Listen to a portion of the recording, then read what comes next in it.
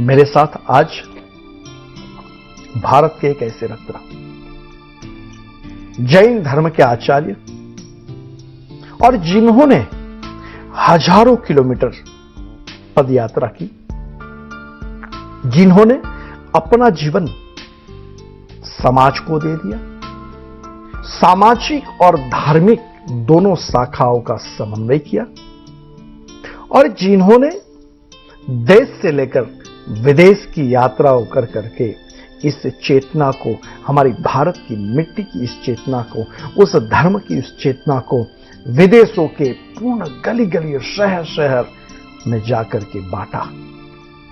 और ऐसे बांटा कि वहां के लोग भी सोचते हैं कि ये हमारे पूज्य आचार्य जी की एनर्जी कहां से प्राप्त होती। मेरा सौभाग्य रहा, अभी हम अमेरिका के अंदर साथ में थे, शिकागो में वर्ल्ड रिलीजन पार्लियामेंट में हम साथ में थे। वहां मैंने पूज्य महाराज जी के पास बहुत कुछ सीखा। ज्ञान की तो प्राप्ति की मैंने, मगर उनकी एक अचीवमेंट, उनके कार्य करने की कला, वास्तव में उनके ऊपर उनकी गुरुओं की कृपा है। ऐसे पूज्य आचार्य लोकेश मुनि जी मेरे साथ यहां विराजमान है। पूज्य आचार्य जी, आपको प्रणाम करता हूं। आपको भी प्रणाम और वंदन करता हूं। आपके कार्य पद्धति, कार्य श्रेणी को देख करके पुनः प्रणाम करता हूं, क्योंकि जो मैंने अनुभव किया इतने सालों में, मैंने देखा पूज्य श्री आज जो जीवन है, उस जीवन में कोविड के बाद लोगों के अंदर आध्यात्मिक के प्रति जागृति बढ़ गई है। और इस जागृति में जो यूथ है हमारा, कोई चांटिंग कर रहा है, हरे राम हरे कृष्ण कृष्ण कृष्ण हरे हरे, कोई स्वामीनारायण जाप करता है, कोई राम राम जाप करता है, कोई नमः शिवाय की मंत्र चेतना का जाप करता है, गुरु मंत्र की चेतना का जाप करता है। मगर हमारे वसुधैव कुटुंबकम की जो उस पद्धति में आज हमारा एक जैन धर्म इतना विस्तार, इतना सेक्रीफाइस, जैसे आप पूज्य श्री आचार्य कितने हजारों किलोमीटर पद यात्रा की, आपने अपना जीवन पूर्ण रूप से सेक्रीफाइस कर दिया। इसमें बहुत कुछ ज्ञान है, बहुत कुछ चेतना है, मगर उसमें जैनिज्म के अंदर वो मंत्र की जब बातें करें तो महाराज जी जैन पद्धति में उस मंत्र का रहस्य, मंत्र की चेतना के ऊपर आप प्रकाश डालिए। बहुत अच्छा प्रश्न किया है आपने पूज्य राजराजेश्वर गुरु जी। आप देखेंगे जैन धर्म, श्रमण परंपरा, वैदिक परंपरा, बौद्ध परंपरा, सभी के अंदर हमारे यहां पर मंत्र साधना का महत्व बताया गया है और उसका एक क्रम रहा है। मंत्र पर मैं विस्तार से बात करूं उससे पूर्व स्वामी विवेकानंद का एक प्रसंग, वो अमेरिका की यूनिवर्सिटी में मंत्र के महत्व पर प्रवचन दे रहे थे और एक विद्यार्थी ने उठ करके कहा कि इससे क्या होता है, हम जो बोलते हैं वो सब तो हवा में उड़ जाते हैं। स्वामी विवेकानंद ने कहा, बैठ जाओ इडियट, बीच में बोलते हो। एक शब्द का वो बच्चा एकदम तिल में लाया, बोले भारतीय सन्यासी इससे ऐसे होते हैं। स्वामी विवेकानंद ने कहा, तुम इतना गुस्सा क्यों करते हो, मैंने कुछ शब्द ही तो बोले हैं, वो तो हवा में उड़ गए तुम्हारे कथन के अनुसार। उस बच्चे ने स्वीकार किया कि हर अक्षर का, अक्षर तो अ से लेके ह तक ही है, किंतु ये मंत्र साधना हमारे यहां पर कहा गया कि ऐसी कोई जड़ नहीं है जो ओस्ती न हो, ऐसा कोई अक्षर नहीं है जो मंत्र न हो, और ऐसा कोई व्यक्ति नहीं है जो यूजफुल न हो, उपयोगी न हो। सवाल है संयोजित करने वाला। संयोजित करने वाला हो तो हर अक्षर को मंत्र बनाया जा सकता है।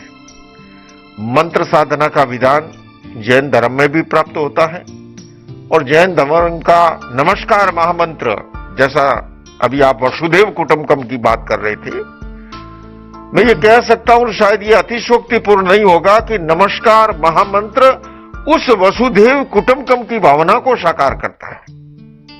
क्योंकि जब हम बोलते हैं नमो अरिहंतानम, यहां पर अरि का अर्थ है दुश्मन और हंत का मतलब है नष्ट कर दिया। कौन सा दुश्मन? जो हमारा आंतरिक काम, क्रोध, मद, मोह, राग, द्वेष, ये जो है हमारी दुश्मन, उसको जिसने भी नष्ट कर दिया उसको नमन किया, नमो अरिहंतानम। अब यहां पर न तो ऋषभ को नमन किया, न महावीर को किया। जिस किसी ने इस अर्हता को प्राप्त कर दिया, अपने काम क्रोध को नष्ट कर दिया, मोह अहंकार को नष्ट कर दिया, राग द्वेष को नष्ट कर दिया, उसको नमन किया गया। और धर्म की आप बात कर रहे हैं, धर्म के लिए भी कहा। धर्म कौन सा? धम्मो मंगल मुख्यतम अहिंसा संयमो तो देवावितम नमन संति जस धम्मे सयामणो। कहा गया कि धर्म उत्कृष्ट मंगल है, पर कौन सा? अहिंसा, संयम और तप उसके लक्षण है, और जो इसमें रत रहता है देवलोक के देवता भी नमन करते हैं। और यह भी कहा सोयु जूय भूयष्टे धम्मो शुद्धस चिट्ठई। धर्म कहां ठहरता है?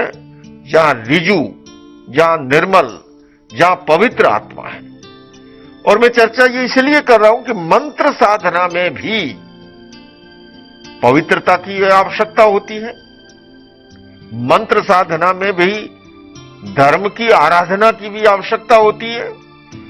और मंत्र साधना अनेक दृष्टियों से की जाती है। एक कारण है अपनी आत्मा आराधना के लिए, आत्मा की साधना के लिए। दूसरा, भौतिक जगत की अगर बात करूं तो हमारी जिंदगी सपाट नहीं चलती है, जीवन में अनेक बाधाएं आती हैं। उन बाधाओं के निवारण के लिए भी मंत्रों का विधान मिलता है। देवाराधना इस प्रकार की अलौकिक शक्तियों को संयोजित करने के लिए भी मंत्र साधना सहायक बनती है। मंत्र जो है वो हमारे स्वर के आधार पर चलता है, ह्रस्व, दीर्घ और प्लुत। उसका उच्चारण का भी महत्व है, शुद्धि का भी महत्व है, दिशाओं का भी महत्व है, और सबसे बड़ा हमारा उसके प्रति हमारी निष्ठा, हमारी आस्था, हमारा विश्वास कितना अडिग है।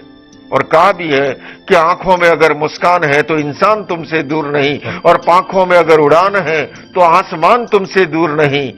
शिखर पर बैठकर वियग ने यही गीत गाया, श्रद्धा में अगर जान है तो भगवान तुम्हारे से दूर नहीं। तो जब हम श्रद्धा के साथ, आस्था के साथ, विश्वास के साथ मंत्र साधना को इन सारे नियमों के साथ करते हैं, निश्चित रूप से वो फलवान बनता है। इस मंत्र की पूरी बात आपने गहराई से बताई। निष्ठा होनी चाहिए, श्रद्धा होना चाहिए, समर्पण होना चाहिए, सब पूरी बातें बताई।